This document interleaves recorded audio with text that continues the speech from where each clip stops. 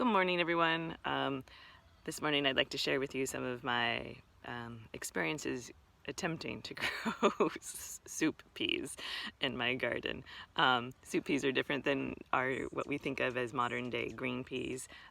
They're a little bit different, and with those differences, I'm having issues here.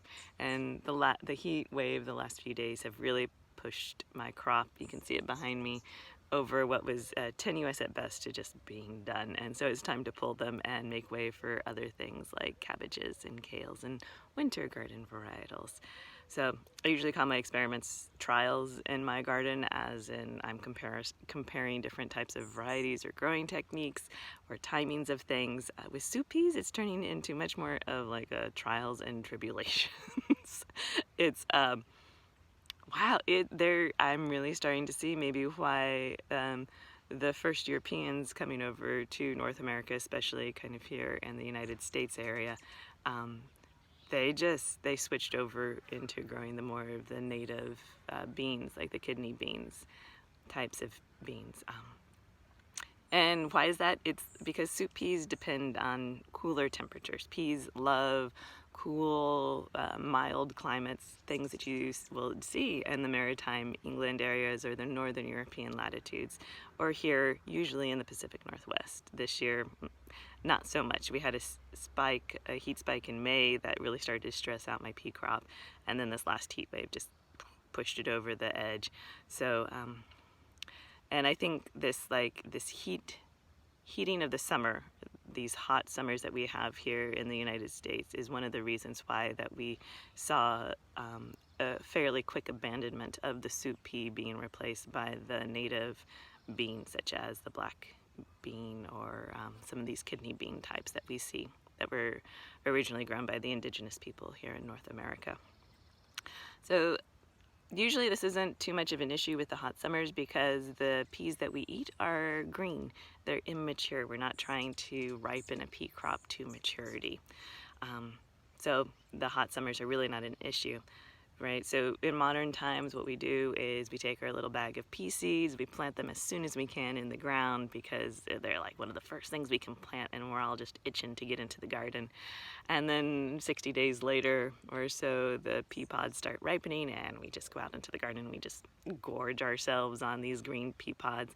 And then when the first heat waves come through, summer really days start warming up, they turn brown, and we're like, oop, well, there we go, pea season's over. We pull them from the garden and we plant our tomatoes and peppers, and we're done. We don't have to worry about it. But when we're trying to grow peas to maturity for either soup peas or for seed saving, those warmer temperatures do come into play. So, yeah, let's go see, and I will give you a detailed tour of my soup peas. Alright, so as you can see, this is my mess of what is my soup pea patch for the season.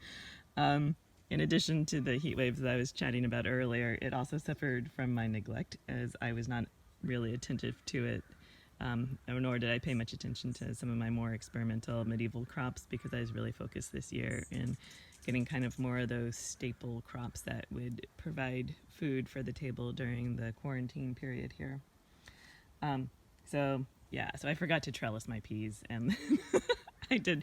You can kind of see this wonky retroactive trellising that didn't really work too well. And normally these soup peas grow 6 to 8 feet tall, and they're this gorgeous dusky blue-green leaf with this beautiful purple pod, and not this kind of tangled mess of dead vines that you see before you.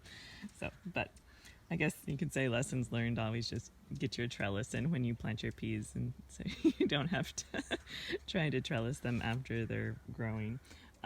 So this variety here is the purple potted soup pea sold by Seed Savers.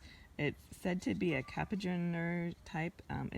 It's a variety that was grown by the Capuchin monks, at least according to Seed Saver lore.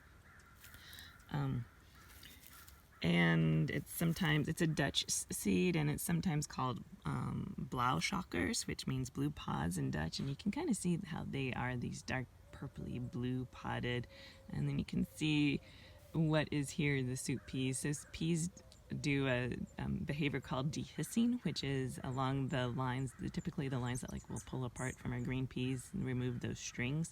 Those are the lines in where they'll pop apart, and then when they do pop, they do this twisting action that kind of like throws the peas away, and it is a way of a plant kind of being able to disperse its seeds and help with its survival.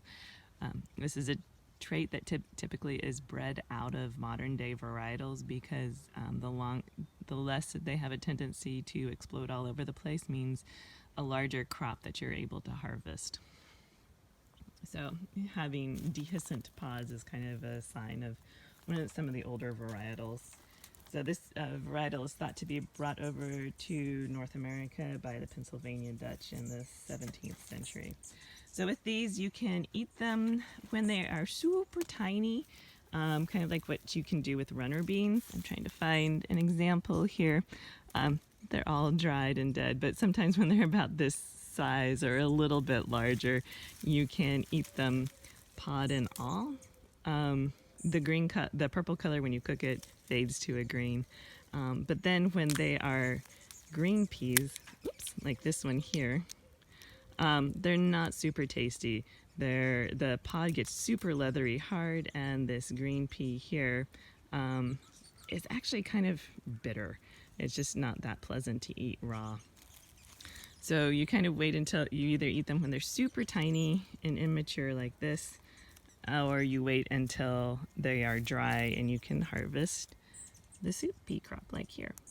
And you can cut these all down and then you thresh them, and that opens up the pod. Here's another one that's starting to explode all over the place. And so this would be the threshing and the winnowing, and then you're left with soup peas. And you can tell that in addition to the heat, I also had weevil issues. Those little black spots there are where the weevil came and has inserted a little egg that is slowly turning into a larval.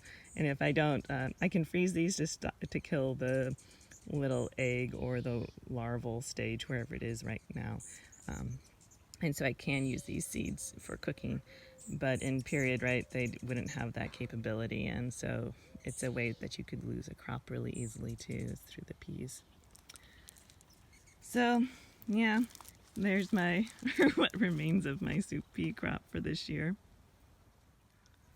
So here is a selection of different types of soup peas that are currently available as seeds that you could grow in your garden or in your fields.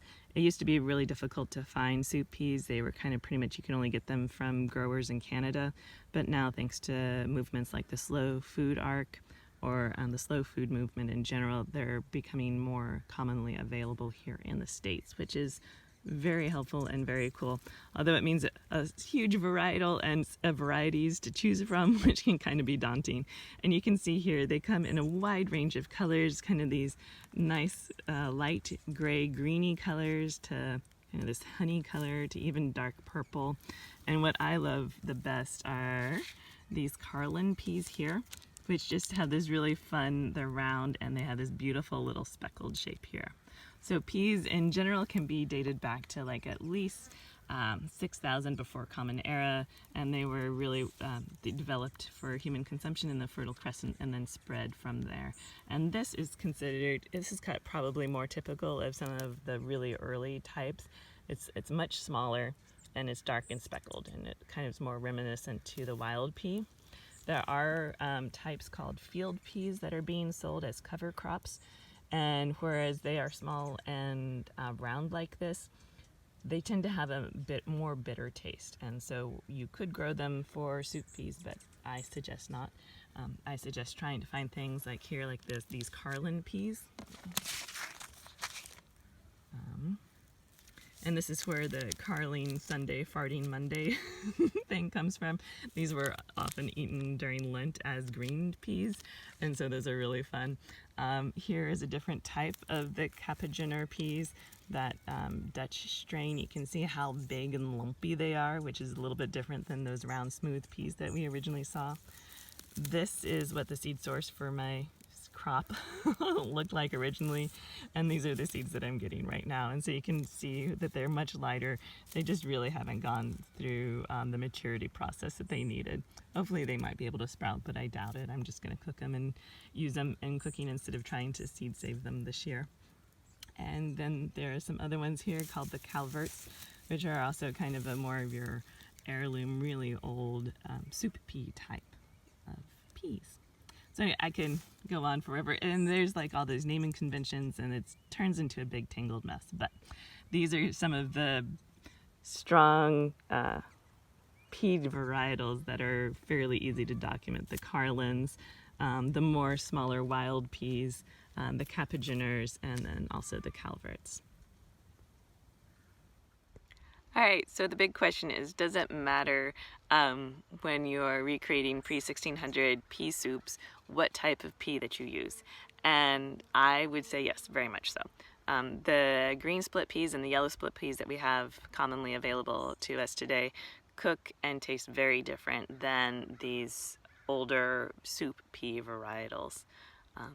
The texture is very different, so these older soup peas have a different kind of soluble and insoluble fiber ratio, which allows the texture to be really smooth and creamy and thick. It's a really neat texture. And then also the older varietals have much less sugar content to them, and so the flavor profile is really different too. It's not going to be as nearly sweet and high. It has kind of this deeper, duskier, nuttier tones, and you can see why it would be a pretty good substitution for meat in Lenten times. And also you know, a lot of the recipes that you look at will say, hey, you take some of your pea water and use it to thicken the dish. And by using these older, more heirloom peas, it would thicken better, I would guess, based on the starch content. And then also it wouldn't shift the flavor profile as much as your dish. You wouldn't be getting all that sugar content. You would get this deeper, nuttier tone that's more closer to like a veggie stock or a beef stock kind of flavor to it. Something that would pair very well with those fish dishes and things of Lenten time. So I highly encourage you to try to seek out, either grow your own or find soup peas to use in your pea pottages. And if you can't find soup peas, because they are still pretty difficult to find here in the United States, it's a little bit easier in England and Canada, in those kind of cultures and regions, look for red garbanzo beans. I have found that red garbanzo beans is a fairly good substitution. You still get that creamy richness that comes with garbanzo beans that's fairly similar to the soup peas. And then with the red soup peas, you're going to get a lot of those nutty tones that are found within the soup pea types. So look out for your red garbanzo beans and try making a pea pottage out of those and see how it goes for you. They're commonly found both in your Indian and Middle Eastern grocery stores. So anyway, hope that was a fun little exploration into soup peas. There's a lot more to share. There's a whole tangled web of nomenclature and varietals and history to unravel, and hopefully we'll be able to share that with you in the next kind of year or so. Up until then, I hope all is well. Please be safe, and I hope you get some dirt under your fingernails. All right, take care.